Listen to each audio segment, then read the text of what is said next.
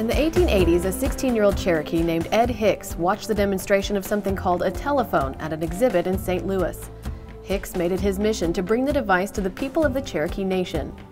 First, he needed to convince skeptical Cherokee officials who were worried about railroads coming into the nation. So Hicks set up a telephone demonstration in Tahlequah where two Cherokees talked to one another in the Cherokee language. The counselors approved the lines since the device could, quote, talk Cherokee. And so Hicks and two workers used wagons and a team of mules to string copper telephone line from Tahlequah to Fort Gibson and into the Creek Nation in Muskogee.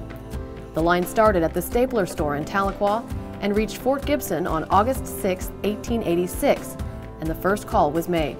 One man said, "Hello, who is this?" The other answered, "This is the devil, and I'm coming after you."